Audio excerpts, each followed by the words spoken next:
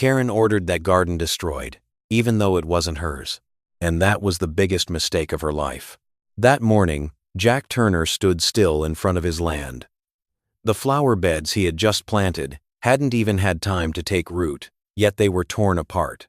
The soil was churned up, the plants ripped out by the roots, crushed petals scattered everywhere like they had been hit by an invisible storm. He didn't shout. He didn't curse. He didn't smash anything. He just stood there, silent, staring for a long time. Jack wasn't the kind of man who reacted impulsively. A lifetime of farming had taught him one simple truth: the land never betrays you, but people do. He bent down, picked up a broken flower stem, and slowly turned it in his hand. The soil was still damp. This had happened recently. Very recently. In the distance, a few neighbors were watching him. Their eyes avoided his. No one said anything, but everyone knew. Karen Mitchell. That woman wasn't just a member of the HOA. She acted like she owned the entire neighborhood. Every fence, every lawn, every road had to meet her standards. And Jack, the man who had just moved in with an old pickup truck and basic gardening tools, in her eyes was nothing more than an outdated man who didn't understand the rules. But there was one thing Karen didn't know. This land did not belong to the HOA. Jack had checked the paperwork before buying. Every boundary line, every clause. He wasn't the kind of man who took risks blindly. He knew exactly where he stood. And he also knew who was crossing the line. Before this, Karen had shown up many times. Sometimes she stood outside the fence, hands on her hips, pointing at his garden. Other times, she knocked on his door, handing him rules he had never agreed to. You need to trim this. That doesn't meet neighborhood standards. We can fine you. Jack always responded briefly, politely, without arguing. But in Karen's eyes, that silence was weakness. And so she pushed further, far enough to send people onto his land and destroy it. Jack slowly straightened up. His gaze no longer rested on the ruined flower beds. It shifted toward the road where Karen usually appeared. A car passed by. The driver looked at him, then quickly looked away. No one wanted to get involved in this. No one, except Jack.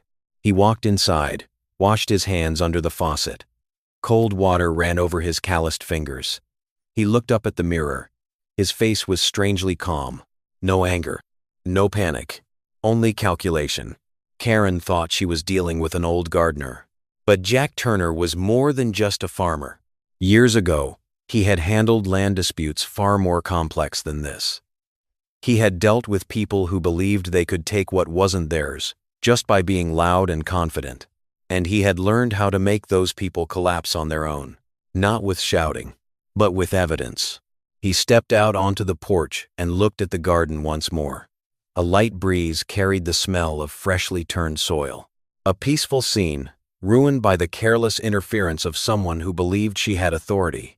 Jack exhaled slowly, then turned back inside.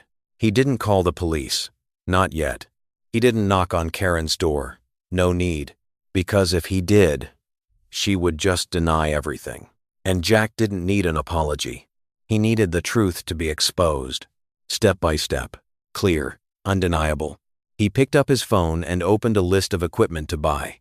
Cameras, sensors, warning signs. Everything began to take shape in his mind like a map. No rush. No mistakes. Just the right timing. Outside, the garden still lay there, destroyed. But to Jack, it wasn't a loss. It was an invitation. A trap had already begun to take form. And this time, Karen wouldn't just cross the line. She would walk straight into the consequences of her own actions. Karen didn't stop after destroying the garden. She started sending violation notices to land she had no authority over. The envelope was left right in front of Jack's door on a quiet morning. No mail carrier, no postmark. Just a sheet of paper with the familiar bold heading of the HOA. Jack picked it up and glanced at it. Violation notice. He read each line slowly. Rules he had never agreed to. Regulations imposed on a property that wasn't even under their control. He didn't tear it. He didn't throw it away. He folded it carefully, as if it were a valuable piece of evidence. Across the street, a neighbor was watering his plants. A middle-aged man, shoulders slightly hunched, eyes uncertain. He looked at Jack, then down at the paper in his hand. "You should be careful," the neighbor said quietly, as if afraid someone might hear. "She doesn't like being ignored." Jack gave a small nod. "She likes control," the man continued, lowering his voice even more. "And she always finds a way." Jack didn't respond right away. He looked around the neighborhood.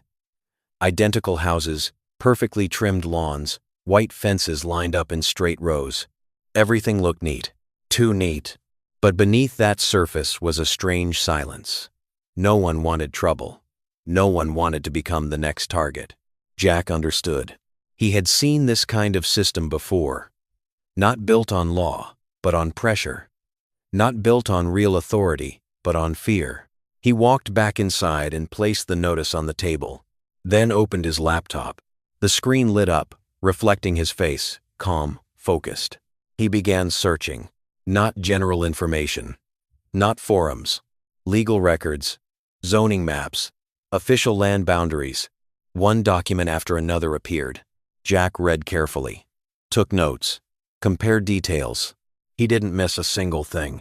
Outside, Karen was walking down the street. Clipboard in hand, steps firm and deliberate. She stopped in front of another house, pointing at a trash bin placed incorrectly.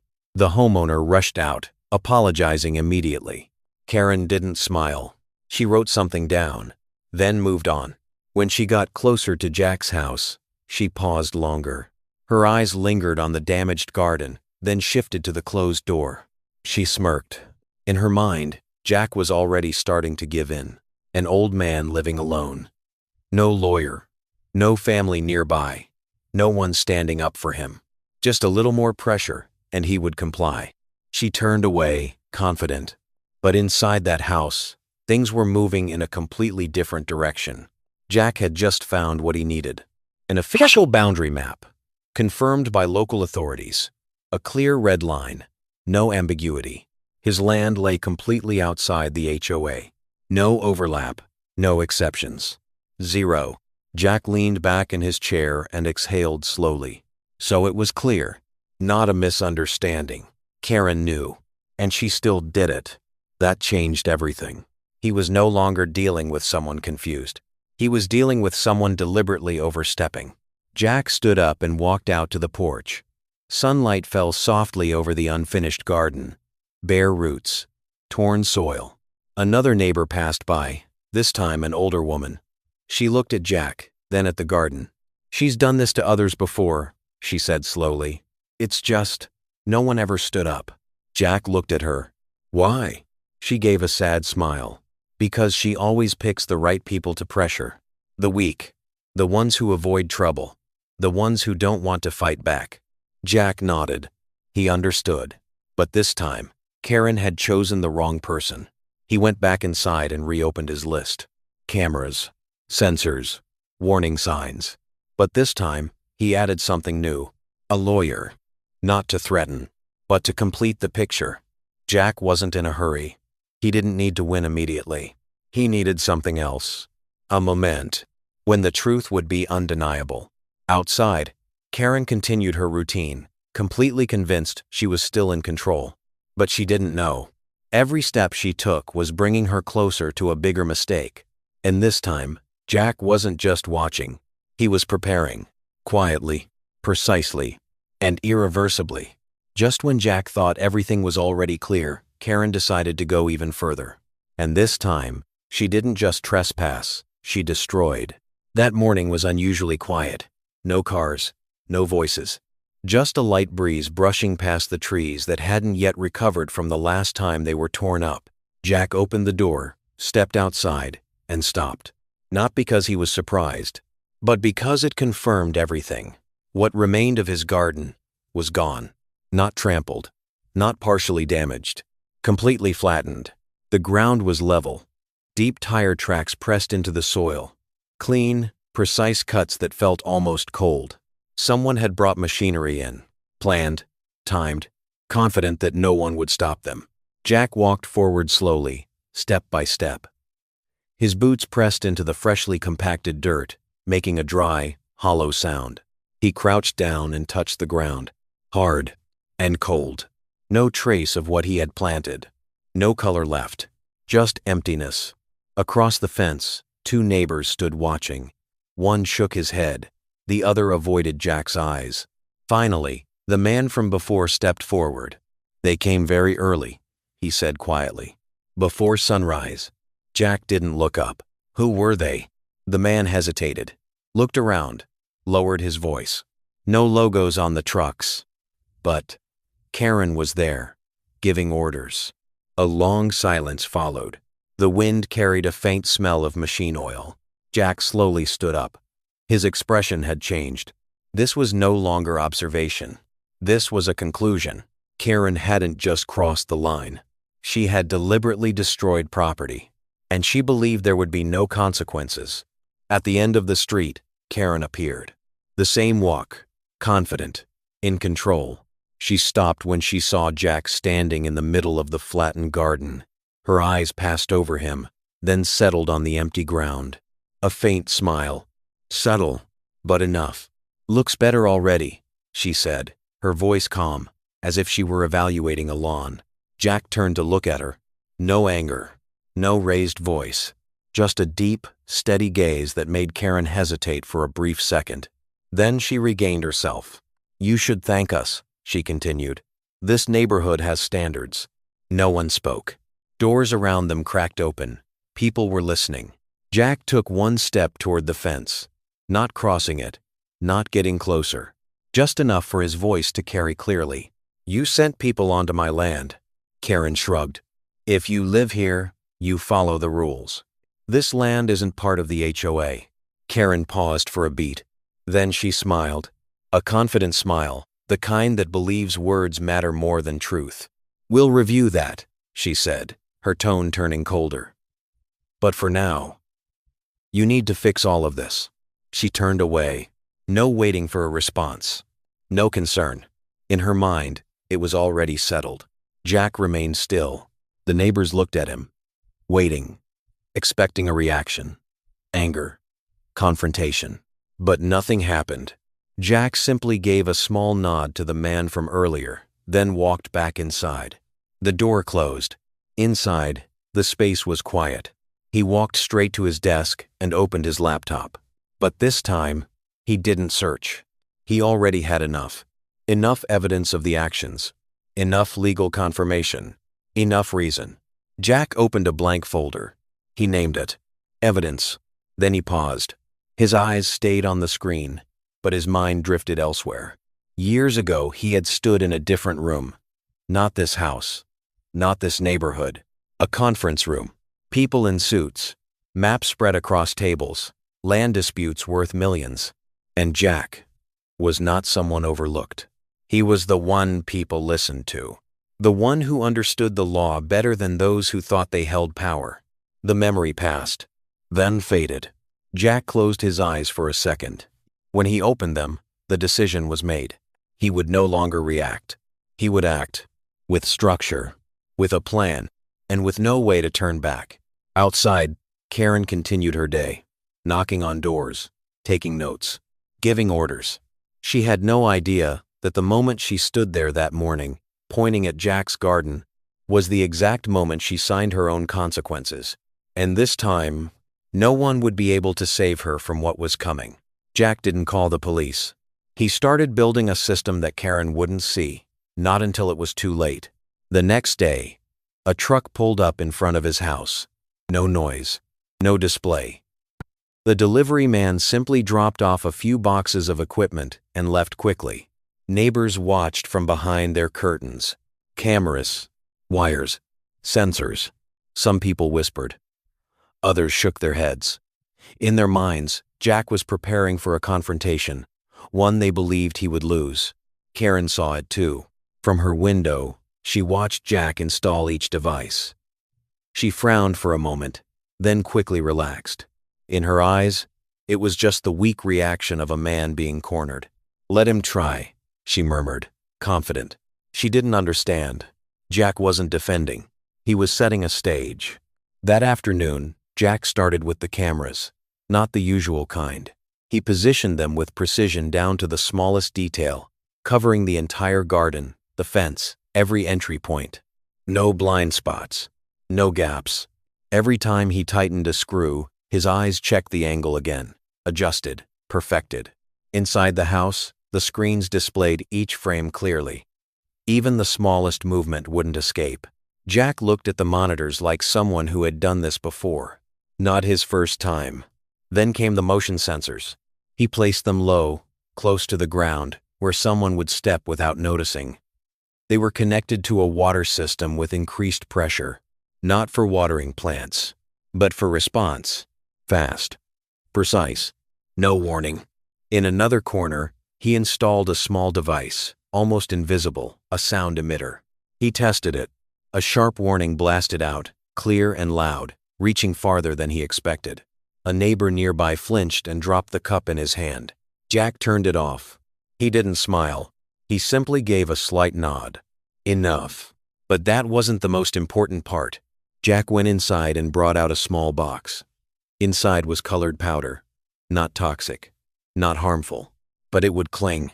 He spread it in strategic places. Not obvious. Not easy to see. Just one step. One touch. That was enough to mark someone. Every move he made had a purpose. Nothing wasted. Nothing wrong. As the sun began to set, Jack put up the signs. Private property. No trespassing. He placed them right at the boundary. Clear. Impossible to misunderstand. And most importantly, everything was recorded. Every sign. Every position. Every camera angle. He wasn't just setting up a system. He was building a case. Evidence. Undeniable. Across the street, Karen stood in her living room, watching through the window. She saw the signs. Saw the cameras. Saw the preparation. A flicker of discomfort passed through her, but she pushed it away. In her mind, Jack was still just an older man trying to protect something she believed was under her control. Scare tactics, she muttered. She had seen this before. People who put up signs, installed cameras, and eventually gave in. She believed this would be no different. But there was one thing she didn't know. Jack wasn't trying to make her afraid. He was making her confident. Confident enough to come back. Confident enough to make another mistake. When night fully settled, Jack sat in front of the screens. The blue light reflected on his face. Frame after frame appeared. Quiet. No movement. He waited. No rush. A neighbor walked by and stopped near the fence. "Do you think she'll come back?" he asked. Jack didn't take his eyes off the screen. "Yes," he said. "Why?" A pause. Then Jack answered, his voice low and steady. "Because she thinks she's right." The neighbor said nothing more. But inside him, something shifted. No longer sympathy, but curiosity. And a little hope. Inside the house, Jack adjusted the final camera angle. He looked over the entire system. Complete. Ready. Not to stop anything, but to record. The moment when someone crossed the line and couldn't come back. Outside, the neighborhood fell into silence. But beneath that silence, the trap was finished. And the only person who didn't realize it was Karen. Jack didn't add any more traps. He simply sat there, waiting for someone to walk into it. 3 days passed. Nothing happened.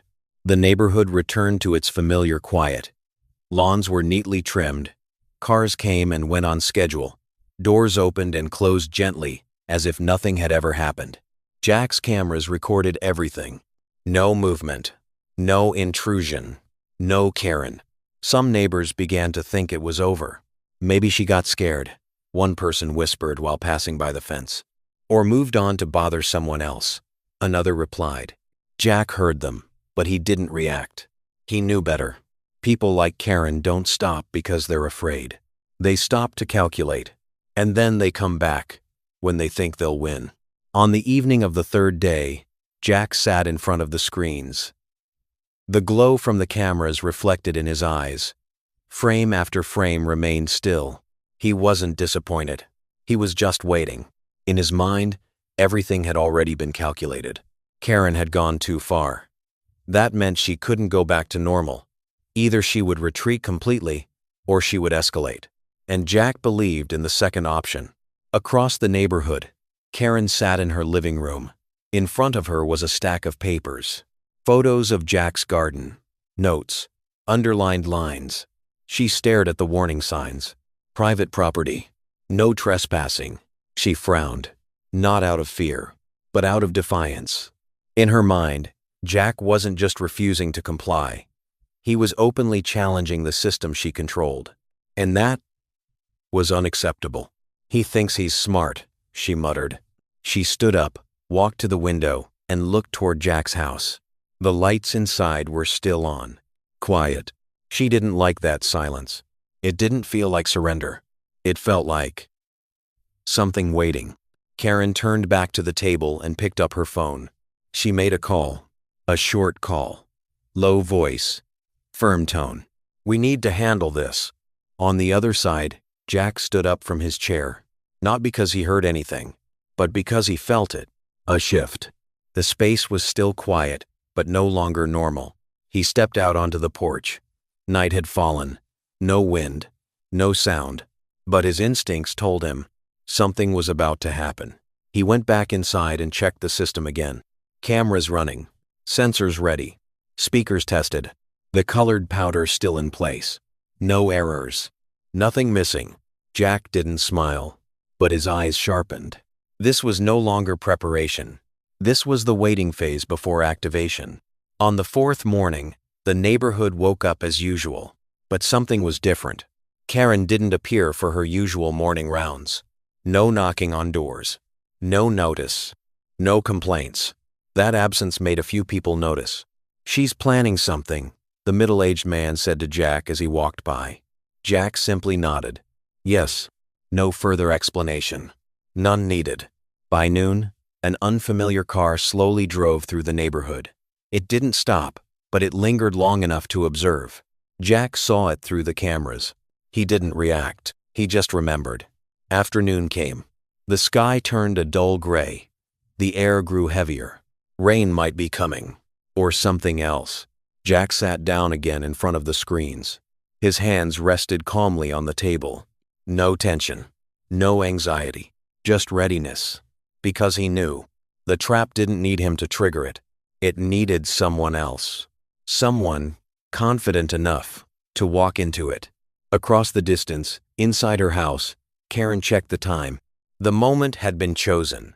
Not too early. Not too late. A window when she believed no one would notice.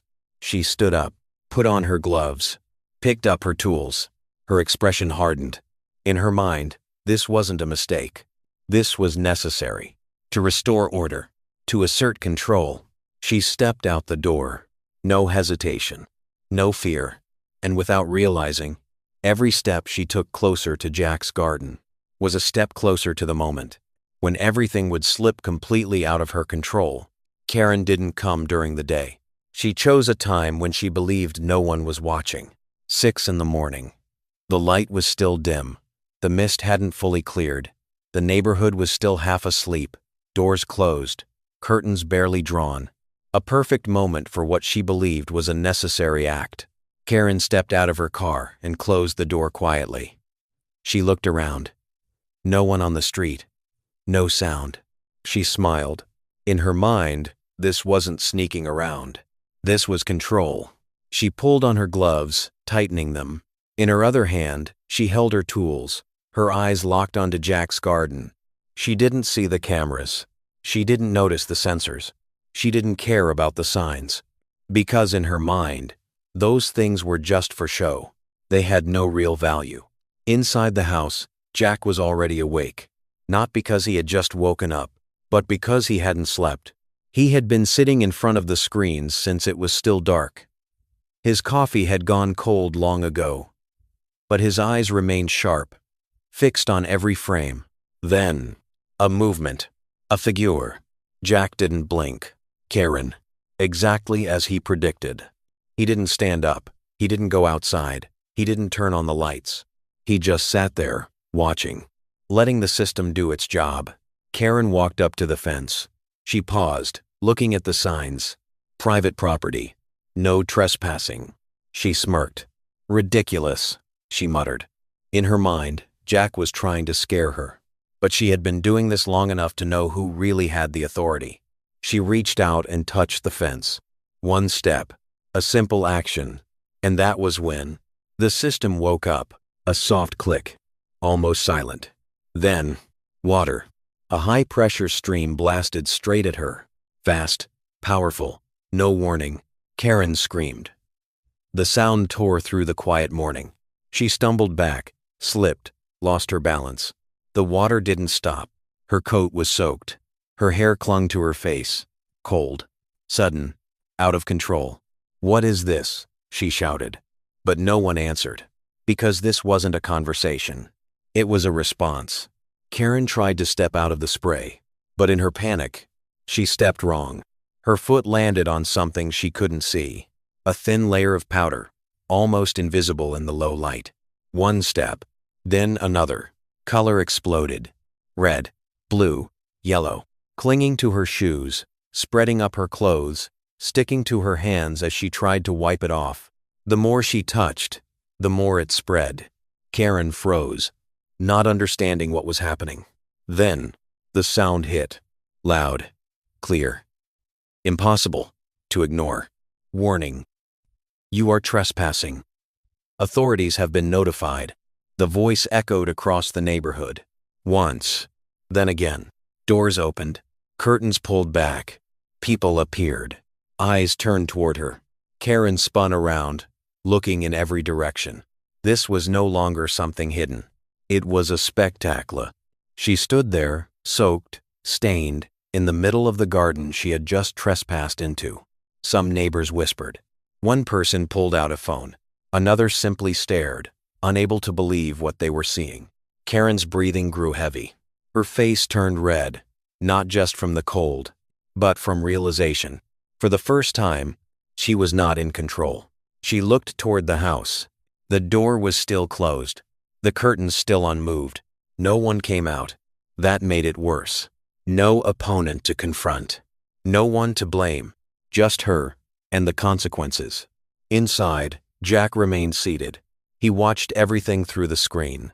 No expression. No satisfaction. No anger. Just observation. Like someone who had been waiting for this exact moment. Karen finally turned. And ran. No words. No looking back. She moved quickly, almost stumbling, leaving the garden behind. The water stopped. The sound cut off. The neighborhood fell silent again. But not the same silence as before. Because everyone had seen. Jack leaned back in his chair. A slow breath. He didn't stand up. Not yet. Because this wasn't the end. This was only the moment when the truth began to surface. And this time, no one could pretend it never happened. Karen thought everything was over the moment she ran out of the garden.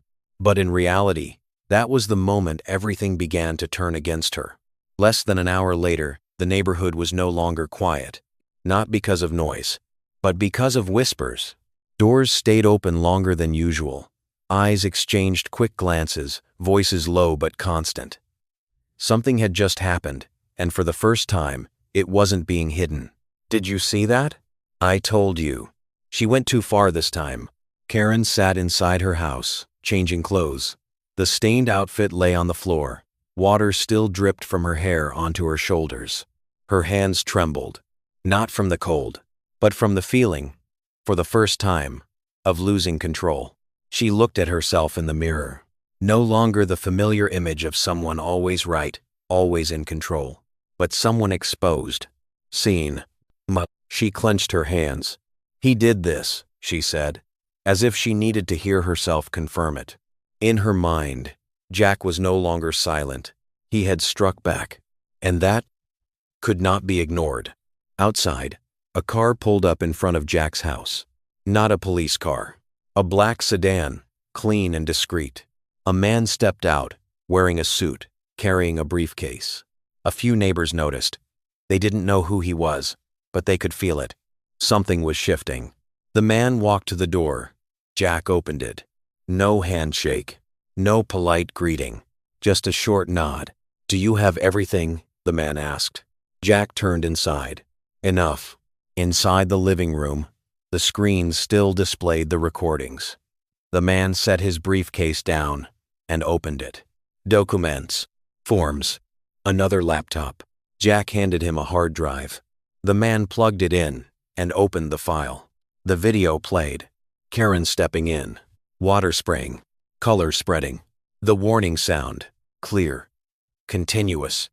Undeniable. The man said nothing while watching. He only nodded slightly when it ended. "This isn't just trespassing," he said. "This is a pattern." Jack remained silent. The man continued. "Do you have the earlier footage?" Jack opened another folder. Images of the destroyed garden. Machine tracks. Timestamps. Witnesses. This time, the man looked longer. His expression changed. "She has no idea who she's dealing with," he said quietly. Jack didn't respond. He didn't need to, because it was true. In Karen's eyes, Jack was just an old gardener. But in the records of the man sitting in front of him, Jack Turner had handled land disputes worth millions. He had worked with lawyers, authorities, and major organizations. He understood the law, not just at a basic level, but at a level others depended on. An identity Jack had never mentioned. Not necessary. Until now. The man closed the laptop. "We have enough to begin," he said. "No need for more," Jack replied. A pause followed. Then the man asked, "How far do you want to take this?" Jack looked out the window. The garden was still there, the damage not yet repaired. But his eyes were no longer focused on the loss. They were on the outcome. "To the right place," he said. "Not higher. Not lower. Just right." The man nodded. "Understood." On the other side, Karen was on the phone. Her voice was urgent, no longer controlled like before. "We need a meeting immediately," she said. "He's crossed the line." But this time, no one answered right away. A pause. On the other end of the line. Not because they didn't hear, but because they had seen it too. The video. The images. The story was spreading faster than she expected. Karen sat down. For the first time, she wasn't sure. Not sure she was right. Not sure she would win. And that was something she had never felt before. Outside, Jack walked the man back to his car. No handshake, just a nod. The car drove away. Slow, quiet, but carrying the most important thing, the truth. Jack stood alone on his porch. A light breeze passed through. The neighborhood looked the same, but he knew everything had changed. Not because of the trap, but because the game had moved to another level. A place where Karen no longer controlled the rules. And this time, Jack wasn't just waiting. He had already begun to end it. Karen wasn't punished immediately, but from that moment on, her power began to crack. An emergency HOA meeting was called that evening. Not a routine meeting. Not about small issues like lawns or trash bins. This time, it was about Karen. The meeting room was brightly lit. Seats filled faster than usual. The air felt heavy, no longer carrying the usual ease. Everyone had seen it. No explanations needed. No speculation needed. Just the video. Karen walked in, back straight, chin lifted. She held her usual posture, as if she were still in control. But the eyes around her had changed. No more fear, only doubt. The temporary chairman of the meeting, an older man, looked at Karen for a long moment before speaking. "We need to clarify a few things." His voice was low. Not harsh, but heavy enough. Karen sat down, placing her hands on the table. She didn't speak first. She waited, like always, waiting for others to present. Then she would take control. A screen turned on. No introduction. No warning. The video began. Karen stepping into the garden. Water spraying. Color spreading. The warning sound echoing. Everything unfolded right in front of everyone. No one spoke during the video. No one laughed. No one defended her. Only silence. Heavy. When the video ended, no one rushed to speak. Karen broke the silence. "That was staged," she said quickly. "He deliberately." "Karen." The man cut her off. Not loudly, but enough to make her stop. He placed a stack of papers on the table. This is the official boundary map. He slid it toward her. And this is the legal report. Another person added. We verified it. Karen looked down. A red line. Clear. Unmistakable. Jack's property lay completely outside the HOA. No authority to interfere. No exceptions. Karen fell silent. For the first time during the entire meeting. But she hadn't accepted it. Even so, she said, her voice lower, he still affects the area. Karen. This time, it was a woman. Her voice was calm, but firm. You sent people to destroy his property. Not a question. At conclusion, someone else opened their phone and zoomed in on a photo. Tire tracks. Time stamps. Witnesses. Piece by piece, everything began to align. Karen looked around. No one stood with her anymore. No one avoided her gaze. Everyone was looking straight at her. No fear. No hesitation.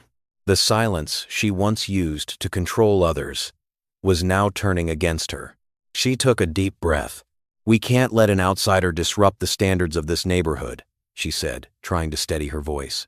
But this time, no one was convinced. The man leading the meeting leaned back in his chair.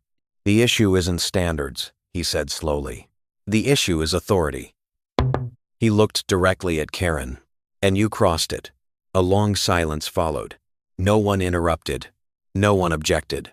Because everyone understood. This was no longer a small dispute. This was responsibility. Legal. Consequences. Karen clenched her hands under the table. In her mind, everything was shifting too fast. The people who once stayed silent were now speaking. The people who were once afraid were now looking directly at her. And the worst part was that she no longer controlled the narrative. Across the street, in his quiet home, Jack sat alone. He wasn't at the meeting. He didn't need to be. He had done his part. The evidence. Clear. Undeniable. He didn't need to argue. He didn't need to convince anyone. He just needed the truth to speak for itself. A light breeze moved through the window. The garden still carried traces of what had happened, but Jack no longer looked at it. He looked further ahead, to where everything was beginning to close. In the meeting room, the man in charge finally spoke. We will proceed with a vote. No one objected. No one delayed. Karen sat still, for the first time. She said nothing more, because she knew, not through words, but through feeling. The outcome had already been decided before the meeting even began. And this time, there was no way out. No more power. No more control. Only the consequences of her own actions. Karen didn't lose her position that very night, but from the moment the vote ended, she was no longer someone people feared. The results were read slowly. No drama. No argument. Just cold numbers. But enough to end everything. Karen sat still. No reaction. She didn't stand up. She didn't say a single word in protest. Because she understood. This wasn't losing an argument. This was losing what she had always relied on. The silence of others. When the meeting ended, people stood up. No one approached her. No one checked on her. Only passing glances. No more fear. No more avoidance. Only distance. Karen walked out of the meeting room alone. The hallway felt longer than usual. The lighting was cold. The sound of her footsteps echoed clearly. Each step heavier. In her mind, everything was still moving. She still believed she could fix this. Explain it. Take back her position. But when she stepped outside, reality was already waiting. Two men stood near a car. Not in uniform, but the way they stood made it clear. One of them stepped forward. Karen Mitchell. His voice was calm, professional. We need to speak with you regarding some matters involving private property and trespassing. Karen froze. 1 second. 2 seconds. Then she gave a slight smile, a familiar reflex. I think there's been a misunderstanding, she said. But this time, no one responded. The man held out a file. Inside were images, time records, evidence. Everything she thought she could deny was now right in front of her. Karen didn't take it. She just looked. And in her eyes, for the first time, Something appeared that she had never allowed herself to feel: concern. Across the distance, a few neighbors stood watching. They didn't come closer. They didn't interfere. But they didn't turn away. They wanted to see. Not out of curiosity, but because this was the first time the person who once controlled them was facing consequences. Across the street, Jack stood on his porch. He didn't step forward. He didn't get involved.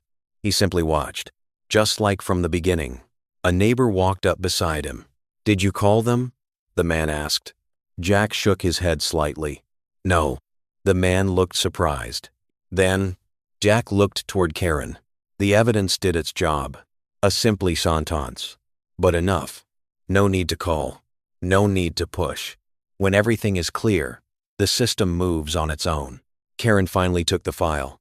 Her hands were no longer steady like before. She flipped one page, then another. Each page, a piece of the truth. Impossible to alter. Impossible to erase. She looked up, toward Jack. For the first time, their eyes met without force. No more power. No more control. Only an unspoken question. "Why?" Jack didn't answer. He just looked back. Calm. Steady. As if everything had already been decided.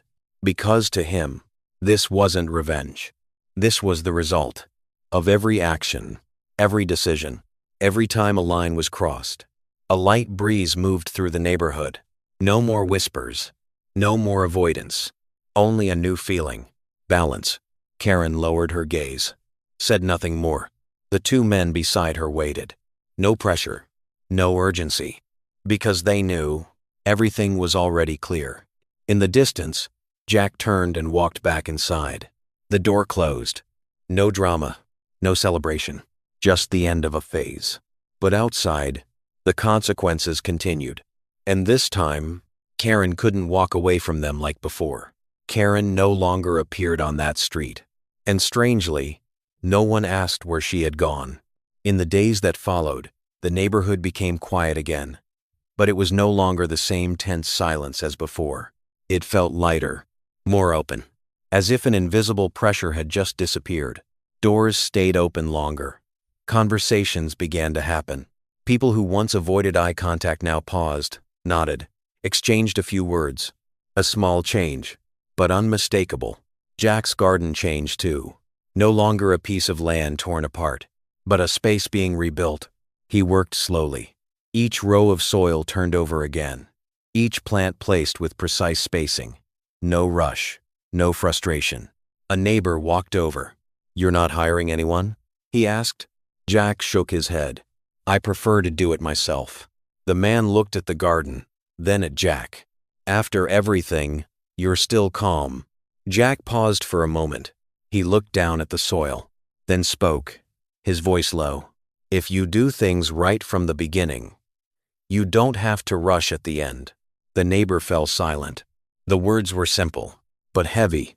In another part of the neighborhood, a group of people were taking down old HOA signs. Not all of them, but some rules were being reviewed. No more vague regulations. No more rules that could be abused. Someone spoke quietly. "We should have done this a long time ago." No one disagreed. No one defended Karen anymore. Her name gradually disappeared from conversations. Not because she was forgotten, but because she no longer mattered. Inside his house, Jack sat at his desk. No more camera screens running constantly. No more folders of evidence left open. Everything had been stored, completed. A file sat neatly inside a drawer. He didn't look back. He didn't need to. Its purpose had already been fulfilled. One afternoon, the man in the suit returned. No thick briefcase this time. Just an envelope. "It's done," he said. Jack took it. Didn't open it right away. "Thank you," he replied. The man looked at him for a moment. "You could have handled this differently," he said. "Faster." Jack nodded. "I know." "Then why?" Jack looked out at the garden. A light breeze moved through the newly planted rows. He answered slowly. "Because if it's too fast, they won't understand." A pause. The man nodded. He understood. Then turned and walked away. Jack stood there alone. No one left to confront. Nothing left to prove. Just a garden. And a life. In the distance, the sun began to set. Golden light spread across the neighborhood. Soft, warm. No more tension. No more control. Only balance.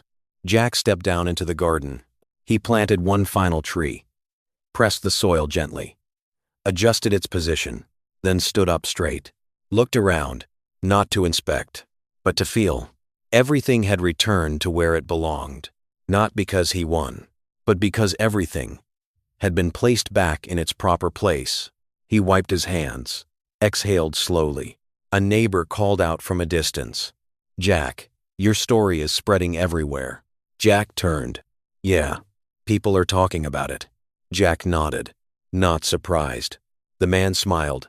"I think a lot of people will learn from this." Jack was silent for a second, then said, "I hope so." The wind passed through once more. Light. Steady. Jack walked back inside. The door closed. The story ended. But its echo remained. If you've ever met someone who thinks they have the right to control everything, if you've ever been pushed into a corner with no one on your side, remember this. Real power isn't about who speaks louder. It's about who understands the limits and knows when to act. If you've ever been through something like this, share it. Because sometimes your story can become someone else's lesson. And if you want to hear more stories where karma doesn't come by accident, stay with us, because the next story might go even further.